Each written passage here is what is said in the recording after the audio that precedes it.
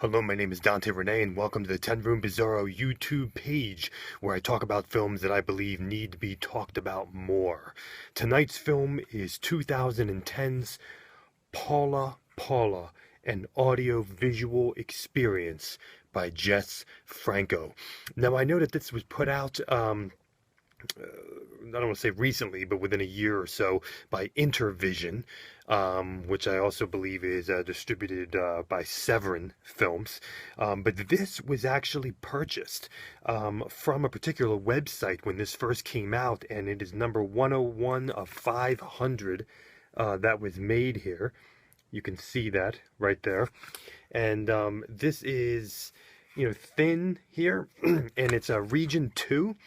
And it even has a lobby card inside of it. So this was a really kind of a unique purchase, I believe, straight from Jess Franco's website that he had at the time when this film was first released. So let's get into this film a little bit. This is Paula-Paula, an audio-visual experience by Jess Franco. An audio-visual experience. Now, we have Lena Romay in this film, which I believe might be one of her last films that she did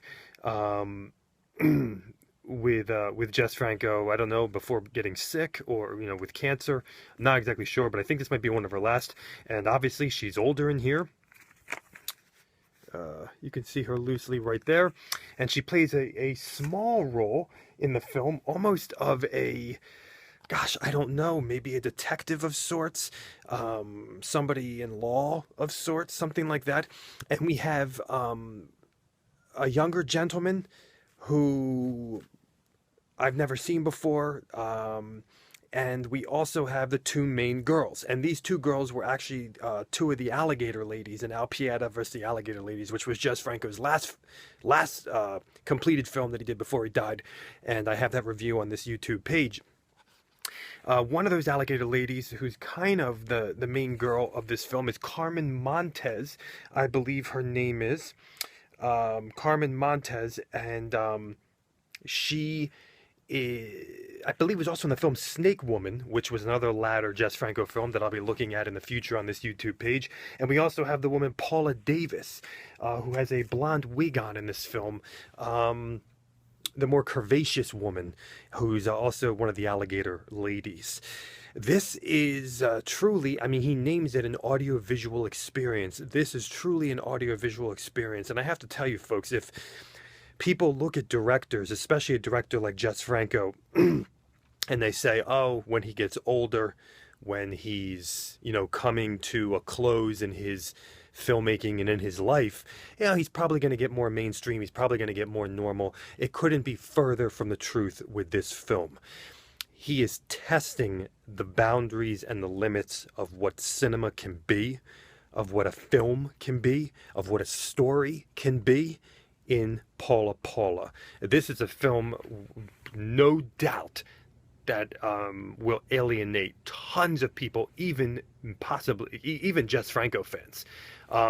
This is really something that is very unique, very strange, and almost like a 66-minute music video, kind of. Now, that leads me to the music of this piece, which was all done by the jazz musician, I believe, Friedrich Gulda, and it's kind of dedicated to him. I don't know if he died or what, but essentially almost the entire 66 minutes of this film is this person's music, and it is unbelievable jazz, band jazz music, with touches of mystery and darkness and avant-garde experimental, and it's just unbelievable jazz. I mean, oh man, what a soundtrack to be released for this film, on vinyl or anything. But just, this is a film that really has very little dialogue. I mean, the most dialogue is in the first probably 10 minutes of the film. And then there's there's a kind of scattered dialogue, just a few moments in the rest of the film. And one piece that's repeated which is a very dark and strange kind of story of a prince and a woman. This is a story that can be heavily interpreted, because it's almost like gleaning a story out of sacred dance or out of ballet. But in this particular case, it's almost like you're gleaning a story out of psychedelic sex and psychedelic sexual erotic lights and bodies and motion and sexual dance and glimmers and movement. This is a film of movement, of bodies. And you see elements of this predominantly in the beginning sections of Al Pieta versus the Alligator Ladies. If you've watched that review, you see glimmers of this style of storytelling that Franco is doing in this entire film. You see glimmers of it in the beginning of Al Pieta versus the Alligator Ladies. But Franco was getting so experimental here. I mean, most people might not even consider this a film at all. Most people would, I mean, if you find some written reviews on Amazon about this movie from the Intervision release, people just are destroying it. They don't even know what to think of it. This is something very, very special, very, very unique, and it forces you into an audiovisual experience, without a doubt. Now, what does that mean, an audiovisual experience? Isn't cinema an audiovisual experience? Hasn't all of Franco's films been an audio-visual experiences?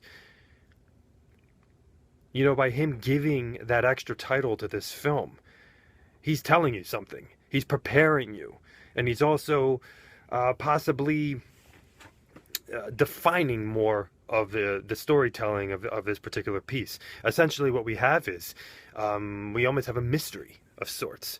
Where we have kind of a porno show woman who is being questioned about another dancer that she works with, and I believe both of their names could be Paula, and she's being questioned about this individual, and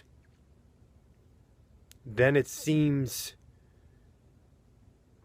that the two individuals meet and they're in communication, maybe in Paula's mind, in both of their minds, or maybe it actually happened. And it is something that you really I can't really define in words in this video. But it's, you know, essentially you have moments in Franco films that really are just audiovisual experiences that can't be explained in words, and this is an entire film like that. It's rebellious, it's anarchist, he's really utilizing effects that I've never seen him utilize before. Supposedly he edited this movie as well, and there's an intro. I don't know if it's on the Intervision release as well, but there's an intro on this particular release where he talks that, you know, he just basically finished it 90 minutes ago or something when he did the intro to the film, and he's utilizing almost kaleidoscope psychedelic effects, and this was, I believe, filmed in he and Lena Romey's home apartment in Malaga, Spain, where I believe they died. And there's almost these big sheets of foil that are around, but you can see Jess Franco's chairs and books and shelves all around, but there's foil, and it looks like it was almost filmed in high definition, and it's bright, and it's almost bright to the eyes if you watch it in the dark, and there's white.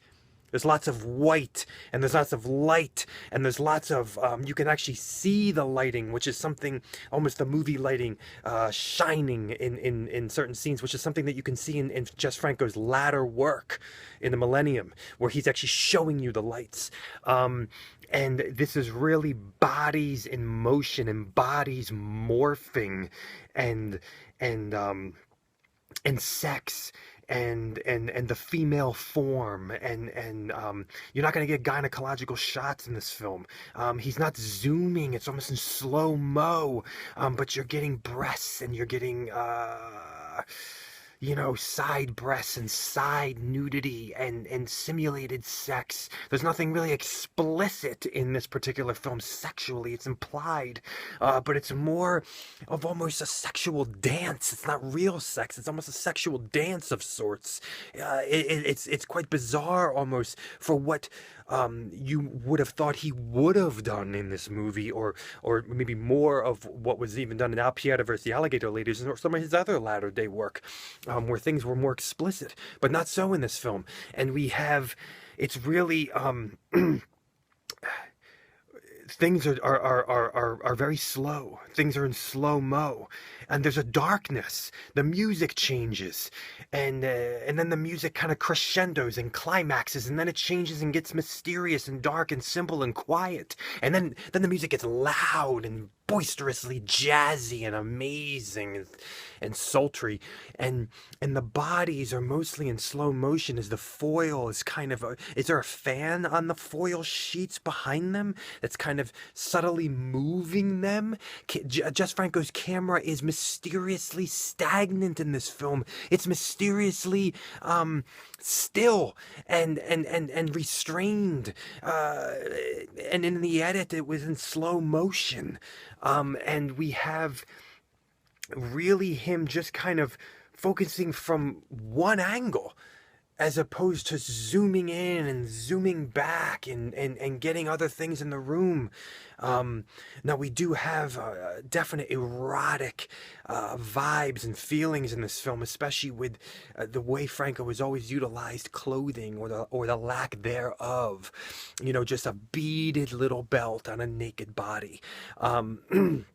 And just the way I found when I was watching this experience, the way the clothes will slowly come off, and how the clothing coming off, and that erotic vibe of the clothing coming off, and you know that it's happening, and then finally there's complete nudity, and you're mostly getting lesbian kissing in this film.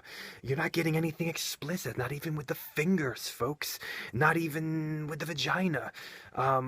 It's, you know, and obviously in 2010 we have shaved vaginas. Weirdly enough, in Midnight Party in 1976, Lena Romay was shaved. That's something that's just a side note there, but so we have something that's mysterious, that's dark, that's erotic, that's strange and unusual and hallucinatory. You could see people definitely tripping on acid to this film.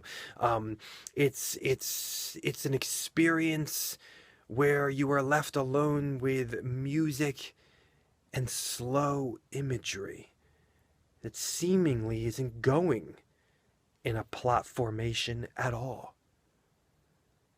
And then you get pieces of lines of a story, and then a climax, and words on the screen written in Spanish. And you kind of find out the conclusion, but the story is in the movement of the bodies. Thank you so much for watching the 10 Room Bizarre YouTube page. Check out all my other reviews of movies that I believe need to be talked about more. Tons of Jess Franco, tons more to come.